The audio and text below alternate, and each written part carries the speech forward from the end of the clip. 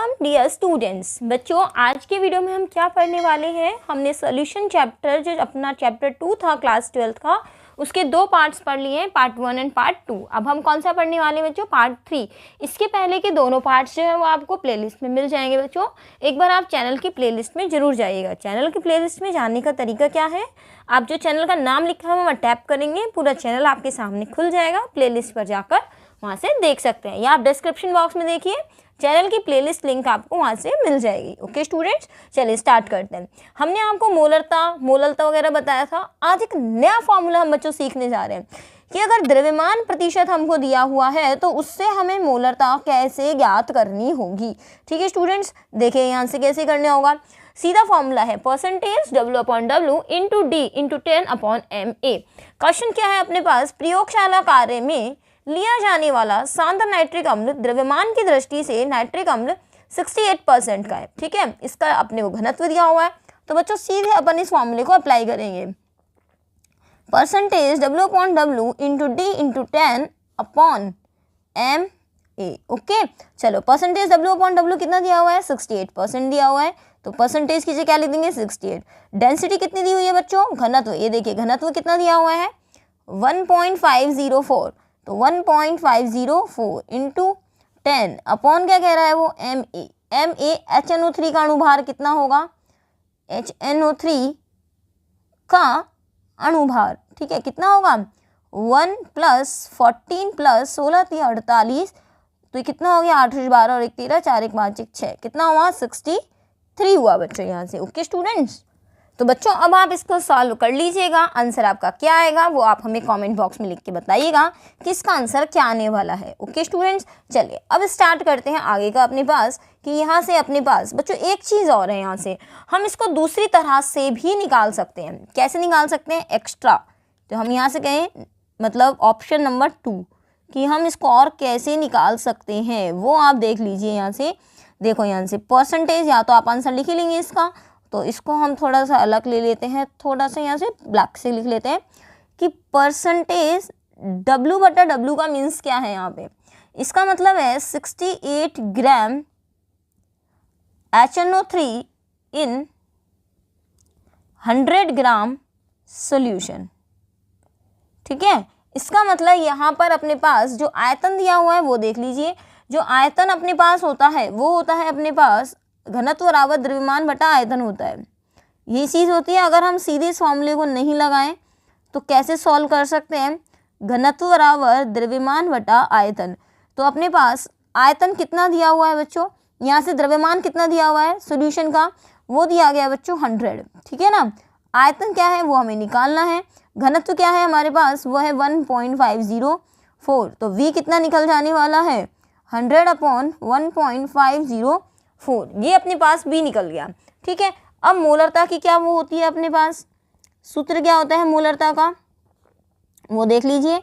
मोलरता होता है बच्चों WA into 1000/MA into V। तो अपने पास W कितना है इसका? 68% था, तो 68 इंटू 1000/MA कितना होता है? 63, अभी निकाला। आयतन आपको दिख ही रहा है 100 इंटू 1.504, है ना। तो अपने पास क्या आ गया? 68 इंटू 10 इंटू 1.504/63। अब यहाँ से देख रहे हैं अपने पास यही चीज़ आई है अपने पास। तो यहाँ से अगर अपन इसको देखें तो यही चीज़ यहाँ पे आई है, और यहाँ पे ऊपर जो हमने सॉल्व किया था वो देख लीजिए। ये देखो, यहाँ से दोनों को मैच कर लीजिए आप। यहाँ से दोनों को आप मैच करेंगे तो ये और ये क्या आ गया? सेम आ गया। तो आपकी मर्जी है, आप इसको कैसे सॉल्व करना चाहते हैं इससे आप सॉल्व कर सकते हैं। जहाँ तक इसका आंसर आप देख लीजिए, मेरे पास पहले से कैलकुलेटेड है, वो आएगा 60.23। आप एक बार निकाल के देखिएगा क्या आंसर आपका आ रहा है। ओके स्टूडेंट्स, चलिए बच्चों नेक्स्ट क्वेश्चन सॉल्व करते हैं। आयतन मात्रक। ओके, आयतन मात्रक अपन ने देखो W/W कर लिया, W/V कर लिया। अब अपन क्या सॉल्व कर रहे हैं? V/V। तो यहाँ से अपने पास फर्स्ट है अपने पास आयतन प्रतिशत। जी बिल्कुल बच्चों, आयतन प्रतिशत कैसे आप यहाँ से देखेंगे तो हमारे पास आयतन प्रतिशत का मतलब क्या है? ऊपर वाले V का मतलब है विलेय का आयतन, नीचे वाले V का मतलब है विलयन का आयतन। ठीक है, तो यहाँ हम क्या लिखेंगे? विलेय का आयतन परसेंटेज V का मतलब हो गया विलेय का आयतन। आगे क्या लिख सकते हैं बच्चों, यहाँ पे हम वो लिखेंगे अपन विलयन का आयतन, इनटू में क्या लिखेंगे 100। अब विलेय क्या होता है बच्चों, विलेय होता है अपना VA, और विलयन को हम क्या लिखेंगे विलेय प्लस विलायक, मतलब VA मतलब विलेय का आयतन, VB का मतलब विलायक का आयतन, तो पूरा विलयन ही हो गया ना यहाँ से। तो ये आ गया अपना विलेय बटा विलयन का आयतन। ठीक है, यहाँ से आप बताओ तो बता सकते हो यहाँ से कि VA बराबर क्या है बच्चों, विलेय के लिए है, मतलब विलेय का आयतन, और VB मतलब क्या है बच्चों, विलायक का। ठीक है ना, तो विलेय और विलायक दोनों मिलेंगे तो क्या बन जाएगा बच्चों, विलयन बन जाएगा। ओके स्टूडेंट्स, चलिए आगे अपने पास एक फॉर्मूला और है, वो देख लीजिए बच्चों। क्या है, मोलरता और मोललता में संबंध। तो वो आप परिभाषा यहाँ से ये जो है अपने पास फॉर्मूला डायरेक्ट है बच्चों, इसको लर्न कर लीजिएगा, इसमें कोई दिक्कत नहीं है। नेक्स्ट टॉपिक उठाते हैं। अब यहाँ से ये वाले जो होंगे अपने पास सांद्रता वाला टॉपिक जो है फिनिश हो गया है। थोड़ा बच्चों हम थोड़ा फास्ट कराने की कोशिश करेंगे, क्योंकि इससे चैप्टर बहुत लंबा पड़ जाएगा अपना। इसी तरह धीरे धीरे हम करते रहे तो, है ना बच्चों। चलो, ठोस की तरह में विलेयता क्या होती है। ठोस की तरह में विलेयता का मतलब क्या है, यहाँ पर हमने क्या लिया, पात्र लिया हमने यहाँ पे, और इसमें कितना पानी ले लिया बच्चों, 1 लीटर, और इसका टेम्परेचर सेट कर दिया 25 डिग्री सेंटीग्रेड। अब इसके अंदर जितना ज़्यादा विलेय घोला जा सके उतना विलेय इसके अंदर घोलेंगे, और इसके बाद घुलने के बाद जो हमें विलयन प्राप्त होगा उसे संतृप्त विलयन कहेंगे, उसे ही विलेयता कहते हैं। कि किसी निश्चित ताप पर 1 लीटर विलायक में विलेय के मोलों की अधिकतम संख्या, जिसे घोलने पर संतृप्त का मतलब होता है बच्चों कि जिसमें और अधिक विलेय घोला नहीं जा सके। ठीक है बच्चों, तो उसे हम क्या कहते हैं, विलेयता कहते हैं। ओके स्टूडेंट्स, चलिए आगे देखें। यहाँ से विलेयता को प्रभावित करने वाले कारक। ताप का प्रभाव क्या है, जब किसी विलेय को विलायक में घोला जाता है तो निम्न साम्य स्थापित हो जाता है। चलो मैं आपको इस तरह से नहीं समझा के, पढ़ के नहीं समझा के, आपको यहाँ सॉल्व करके दिखाती हूँ। यहाँ से देखो हमने क्या लिए, यहाँ से बच्चों आप ऐसे मान के चलो, समझाने के लिए बता रहे हैं हम यहाँ से आपको, कि अपन ने यहाँ से एक बर्तन ले लिया अपना, है ना, ये इस तरह से ले लिया अपन ने। यहाँ पर हमने क्या ले लिया, पानी ले लिया, और आपने इसके अंदर क्या डाल दिया, कोई भी पदार्थ डाल दिया घोलने के लिए, विलेय पदार्थ डाल दिया। अब आपने जब इसको इसके अंदर डाला विलेय पदार्थ को, तो क्या हुआ कि कुछ मात्रा में यहाँ पर ऊष्मा क्या हो गई, बाहर निकल गई।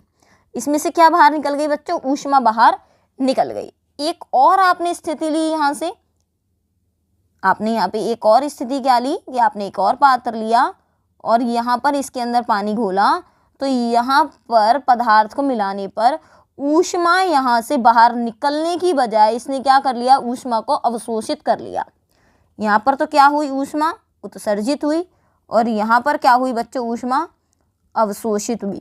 मतलब यहाँ पर तो अभिक्रिया हो रही है बच्चों ऊष्मा शोषी, और यहाँ अभिक्रिया क्या हो रही है, ऊष्मा छेपी। एग्जाम्पल जैसे हम बता दें कि अगर आप बच्चों चूने का पानी मिलाते हैं, चूने का पानी बनाते हैं, तो बिना गर्म किए हुए पानी गर्म होने लग जाता है, और अगर पानी में अगर चीनी मिलाते हैं तो पानी थोड़ी सी ऊष्मा को अवशोषित कर लेता है, थोड़ा पानी ठंडा लगने लग जाता है।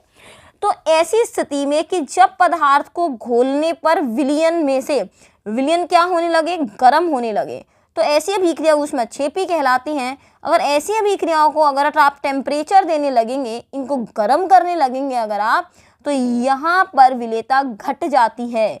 मतलब पानी में अगर हमने कहा विलेय प्लस विलायक आपने डाला, और इसको करने पर यहाँ पे क्या हुआ, विलयन बना, और साथ में क्या निकली, ऊष्मा निकली। तो ऐसी स्थिति में अगर आपने टेम्परेचर दे दिया, तापमान यहाँ से दे दिया, तो साम्य जो होता है वो पश्चिम दिशा में चला जाता है, अर्थात पदार्थ घुलने की बजाय उसकी विलेयता कम होने लग जाती है। क्यों कम होने लग जाती है बच्चों, क्योंकि यहाँ से जो साम्य होता है स्थिति ये जो होती है वो कहाँ लगने लग जाती है, पीछे लगने लग जाती है। मतलब बिल्कुल पीछे आने लग जाता है साम्य घुलने की बजाय। अब आप खुद सोच के देखो, ऊष्मा यहाँ पे उत्पन्न हो रही है ना, और आपने यहीं पर ऊष्मा और बढ़ा दी, तो जब ऊष्मा ज़्यादा बढ़ेगी तो सामने कहाँ जाएगा, पीछे जाने लग जाएगा। लेकिन अगर किसी अभिक्रिया में ऊष्मा निकलने की बजाय इकट्ठी होती है, आप खुद बताओ, पानी में आप चीनी घोलेंगे तो चीनी घोलने से क्या होगा, आप गर्म पानी में अच्छी घोल पाएंगे, ठंडी में, गर्म में घोल पाएंगे ना।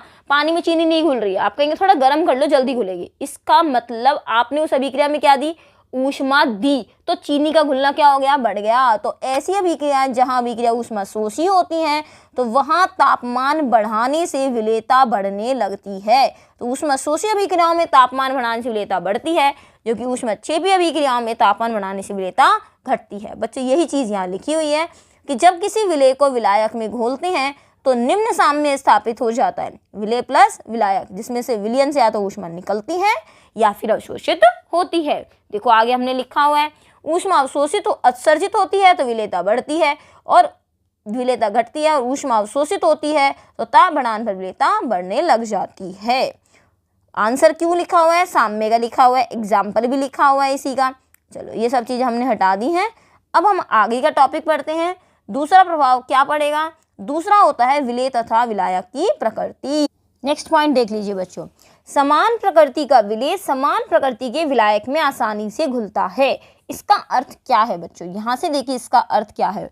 विलायक बच्चों दो तरह का होता है, एक तो होता है बच्चों ध्रुवीय विलायक, है ना, एक्सप्लेन करेंगे, टेंशन क्यों करते हो। ध्रुवीय विध्रुवीय क्या होते हैं, एक होता है बच्चों अध्रुवीय विलायक।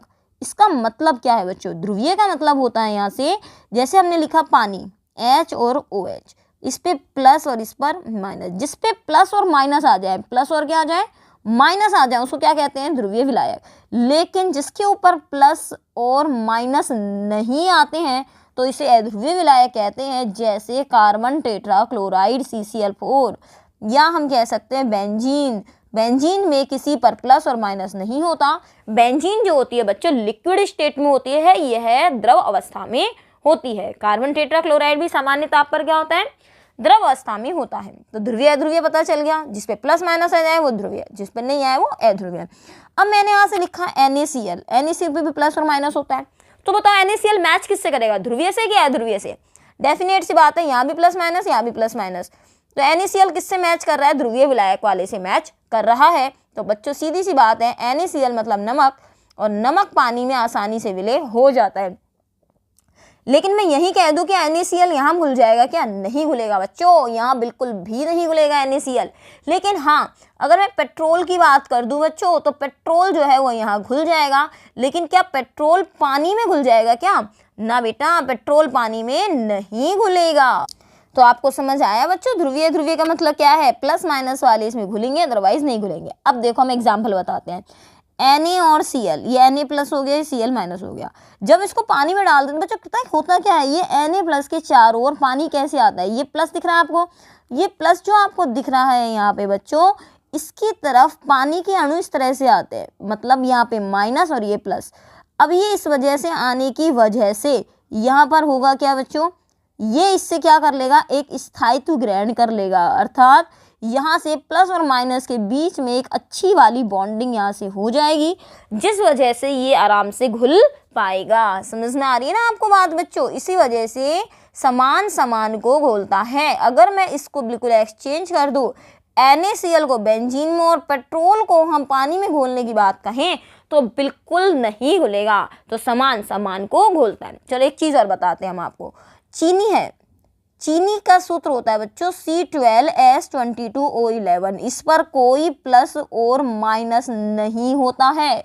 जबकि चीनी आप अच्छी तरह जानते हो, चीनी पानी में आसानी से घुल जाती है, और चीनी पर H प्लस और यहाँ पे पानी पर प्लस और माइनस होते हैं। तो ऐसा कैसे हो गया मैडम, चीनी तो भैया सहसंयोजी है, इसलिए तो अध्रुवीय है, इस पे प्लस माइनस भी नहीं होते, पानी में प्लस माइनस, तो चीनी कैसे घुल गई। तो बच्चा ऐसी कभी स्थिति आ जाए ना, तो पता है क्या होता है, चीनी पानी के साथ एक रास्ता अपनाती है, वो होता है हाइड्रोजन बॉन्डिंग का, कि चीनी पानी के साथ हाइड्रोजन बंध बनाती है, इसीलिए यह पानी में घुल जाती है। ठीक है, अब तीसरी चीज आती है बच्चों प्रेशर, दाब का क्या प्रभाव होता है। तो बच्चों ठोसों की द्रव में विलेयता पर दाब का प्रभाव नहीं होता है, क्योंकि ठोस दाब नहीं झेलते हैं, ठोसों पर दाब नहीं दिया जा सकता। दाब केवल किस पे दिया जा सकता है, दाब गैसों पे दिया जा सकता है। क्यों दिया जा सकता है, क्योंकि गैस के अणुओं के बीच में खाली जगह होती है, दबाओगे तो वो खाली जगह खत्म हो जाएगी। और ठोस के कण कैसे होते हैं, पास पास होते हैं, तो वहाँ खाली जगह का मतलब है ही नहीं। देखिए स्टूडेंट्स, आगे देखो हम क्या पढ़ सकते हैं इसके अंदर, जो अभी हमने आपको समझाया कि समान प्रकृति का विलय समान प्रकृति के विलायक में आसानी से घुलता है। जैसे हमने कहा कि यहाँ पर कि पानी में नमक घुल सकता है, नेफ्थलीन बेंजीन में घुल सकती है, लेकिन हम उल्टा प्रोसेस करें कि NaCl को हम किस में घोलने की कोशिश करें, पानी बेंजीन में या वाटर में। नेफ्थलीन को पानी में तो वो नहीं घुलेगी, और पानी चीनी किस में घुलती है, हाइड्रोजन बंध बनाने के कारण। ठीक है, आगे अपना टॉपिक क्या है यहाँ से, गैसों की द्रव में विलेयता, है ना। तो आगे हम बात करें यहाँ से, एक चीज़ और ध्यान रखिएगा बच्चों, यहाँ से मैंने आपको बताया था ठोसों की विलेयता पर दाब का प्रभाव नहीं पड़ता है। आप चाहो तो साथ के साथ लिख सकते हो। आगे अपना टॉपिक गैसों की द्रव में विलेयता। अब तक हमने ठोसों की पढ़ी थी, अब गैसों की। आइए परिभाषा पढ़ते हैं पहले कि निश्चित ताप में 1 atm दाब पर, टेम्परेचर बच्चों डिफाइनेट कर लो यहाँ से कि निश्चित ताप मतलब टेम्परेचर डेफिनेट कर लिया, और 1 atm दाब प्रेशर डेफिनेट कर लिया। विलायक का निश्चित आयतन, आयतन निश्चित कर लिया कि आयतन कितना चाहिए हमको यहाँ से। तो घुली हुई गैस का NTP पर आयतन, तो यहाँ NTP का मतलब होता है जो सामान्य ताप दाब पर आयतन गुणांक अवशोषण गुणांक कहलाता है। परिभाषा समझ नहीं आएगी जब तक हम एग्जाम्पल नहीं पढ़ लें। एग्जाम्पल देखो क्या लिखता है वो आपको। एग्जाम्पल कहता है कि कोई अमोनिया गैस है जो 20 डिग्री सेंटीग्रेड पर, इसका अवशोषण गुणांक कितना है, 7.1 है। इसका मतलब 1 ml पानी में अमोनिया 20 डिग्री सेंटीग्रेड पर कितनी घुल सकती है, 7.1 ml अमोनिया यहाँ से घुल सकती है। इसका मतलब जो अवशोषण गुणांक है वही क्या है, उसकी विलेयता है कि इतनी गैस पानी में घुल सकती है। अब हम क्या पढ़ने वाले हैं, गैसों की द्रव में विलेयता को प्रभावित करने वाले कारक। देखिए स्टूडेंट्स, अपना क्या है टॉपिक, प्रभावित करने वाले कारक। बहुत शानदार है बच्चों, गैस और विलायक की प्रकृति।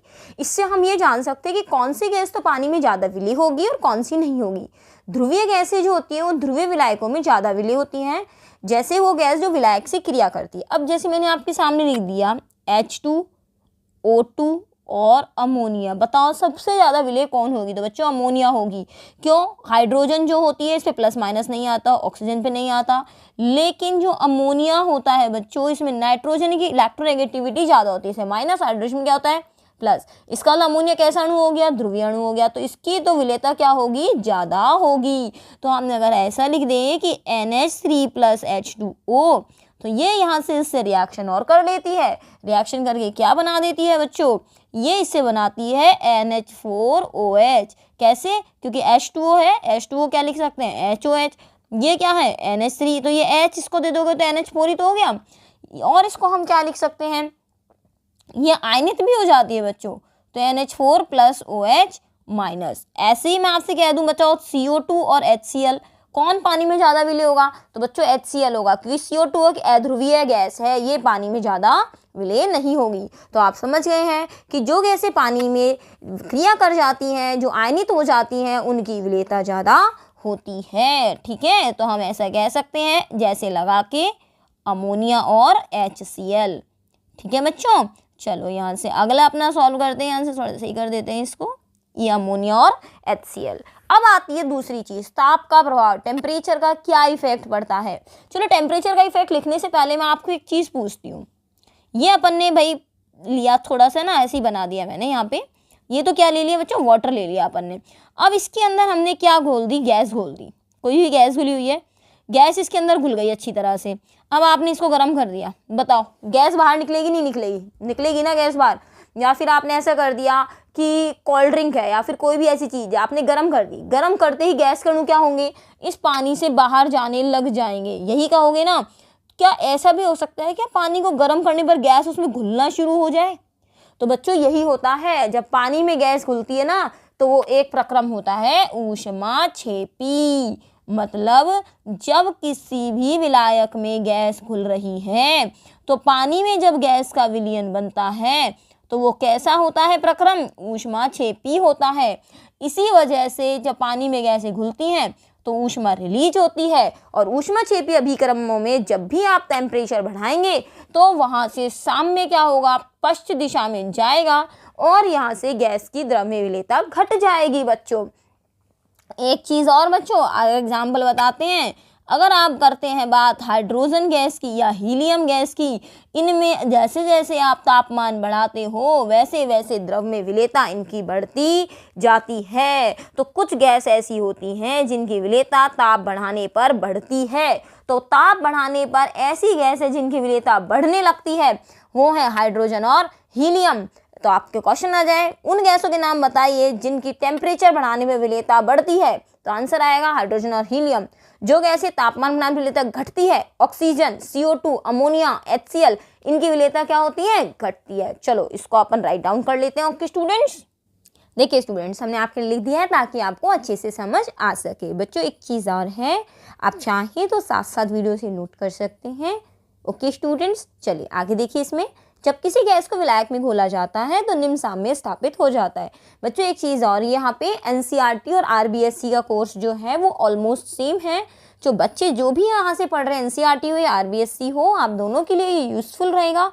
ऐसा नहीं समझें कि केवल NCERT के लिए, ऐसा नहीं समझें केवल RBSC के लिए, दोनों के लिए। ओके स्टूडेंट्स, क्योंकि सेम चीज़ है, टॉपिक सेम है, मटेरियल सेम है और निश्चित रूप से आपको कंपटीशन में भी इससे फ़ायदा होगा आपको।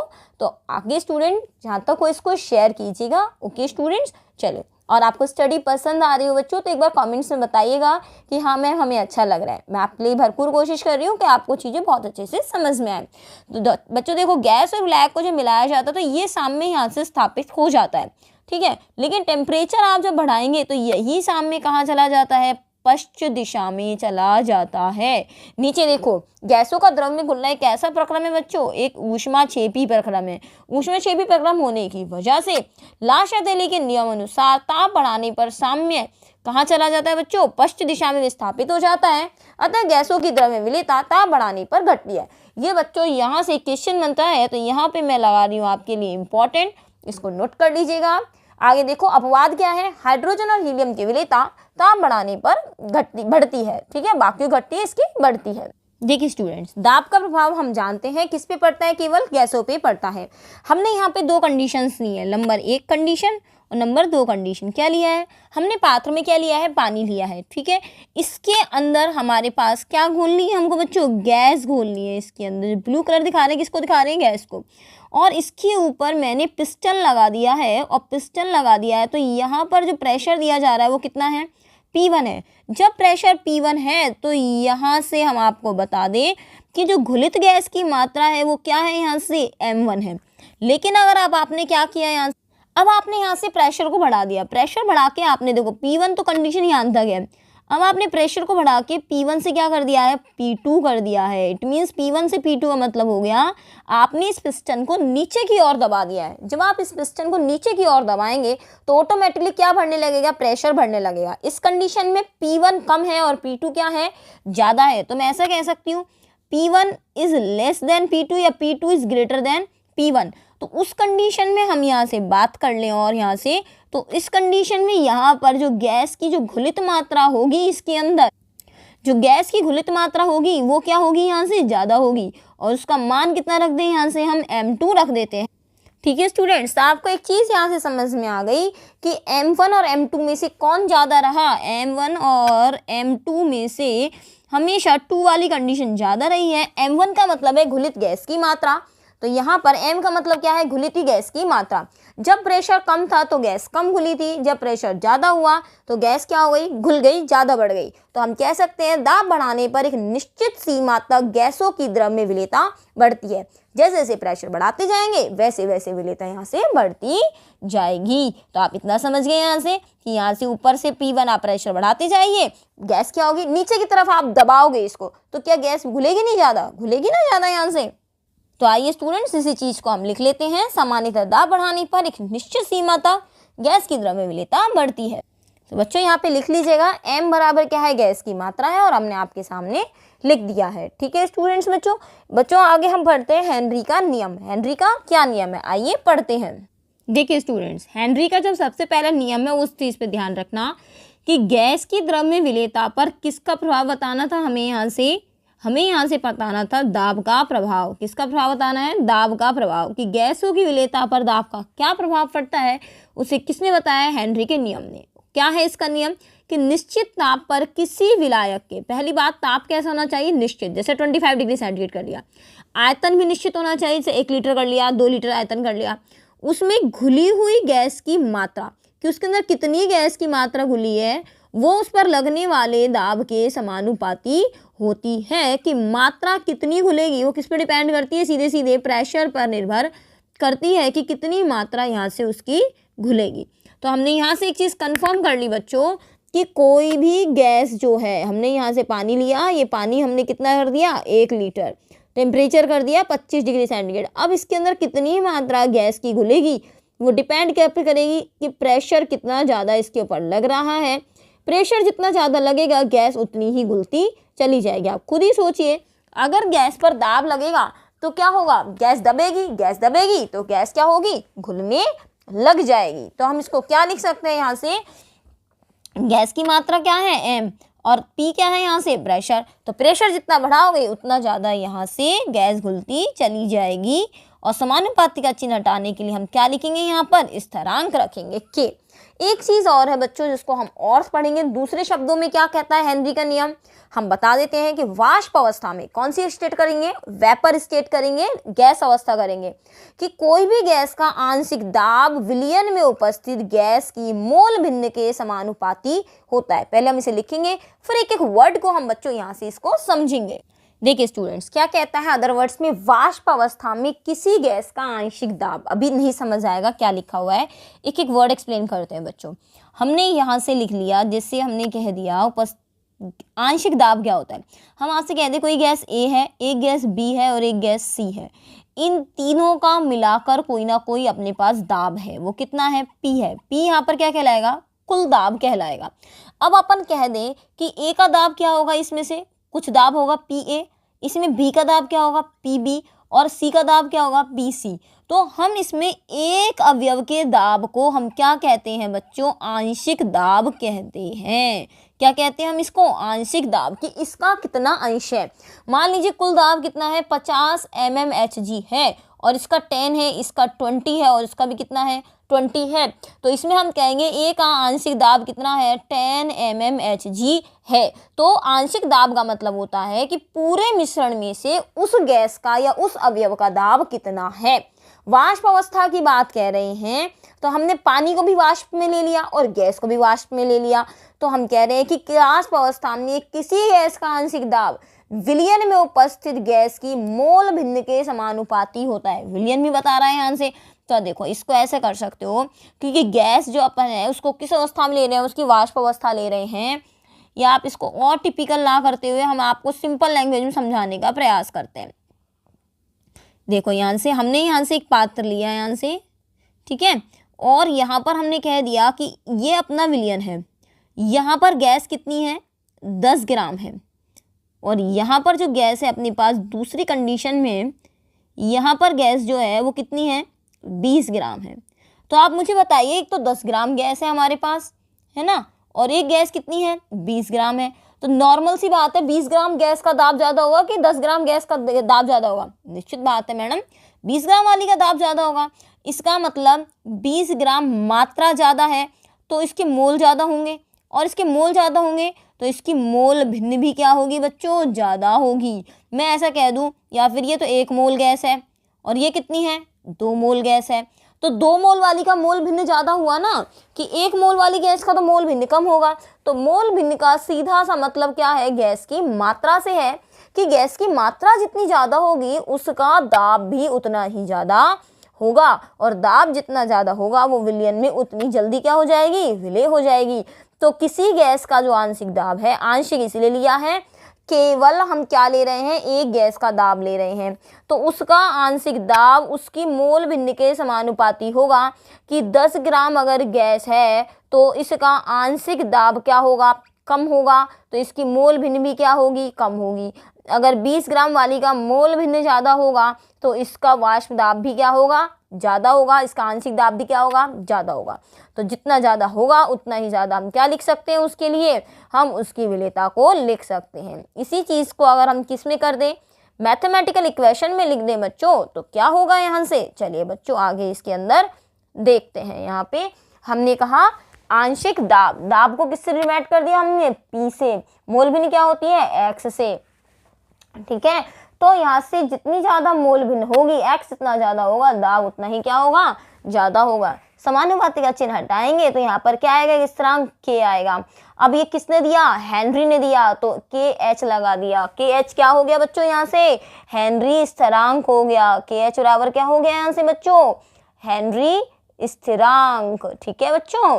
देखिए स्टूडेंट्स, यहाँ से हमने यहाँ पे सामने लिख दिया है KH की वैल्यू किस किस पर डिपेंड करती है आखिर, गैस की प्रकृति, मतलब गैस कैसी है, ध्रुवीय है, अध्रुवीय है। क्योंकि अगर गैस ध्रुवीय होगी तो ज्यादा विलय हो जाएगी, गैस अध्रुवीय होगी तो कम विलय होगी वहां से। विलायक की प्रकृति, विलायक कैसा है, अगर मान लीजिए विलायक ध्रुवीय है और गैस अध्रुवीय है तो डिपेंड करेगा टेम्परेचर आपने ज्यादा दे रखा है, कम दे रखा है, प्रेशर ज्यादा दे रखा है, कम दे रखा है, तो इन सब पे KH का मान डिपेंड करेगा। अगर हम यहाँ से आंशिक दाब P और इस X के बीच में ग्राफ खींचते हैं तो ये कैसी रेखा प्राप्त होगी, सीधी, क्योंकि P बराबर जो KHX है ये एक प्रकार की समीकरण कैसी है, Y बराबर mx। तो Y अक्ष पे तो दाब को लिख दिया हमने, X अक्ष पे हमने किसको लिख दिया, मोल भिन्न को लिख दिया। और यहाँ से Y बराबर mx इक्वेशन का ग्राफ जो होता है बच्चों, वो एक सीधी रेखा होती है जो आपके सामने हमने ड्रॉ कर दी है। तो आपका क्वेश्चन बन जाए तो आप ऐसे सीधी रेखा ड्रॉ कर सकते हैं। ओके स्टूडेंट्स, अब हेनरी के नियम की कुछ सीमाएं हमको पढ़नी है कि हेनरी के नियम की सीमा क्या है, और दूसरा हम पढ़ेंगे हेनरी के नियम के उपयोग। बच्चों ये पढ़ेंगे हम नेक्स्ट वीडियो में। आज का वीडियो यहीं समाप्त करते हैं। ओके स्टूडेंट्स, हमारे साथ बने रहिएगा। NCERT RBSC की जो है अपने पास ये क्लासेस चल रही है 12th क्लास की केमिस्ट्री की। बच्चों शेयर करना मत भूलिएगा, आगे से आगे शेयर कर दिएगा आगे बच्चों के लिए, ताकि उनको भी ये वीडियो के अपने पास बेनिफिट्स मिल पाएँ। ओके स्टूडेंट्स, मिलते हैं नेक्स्ट वीडियो में नई चीज़ों के साथ। आपको कोई डाउट हो बच्चों तो कमेंट बॉक्स में लिख लीजिएगा। ओके स्टूडेंट, मिलते हैं आगे, बाय बाय।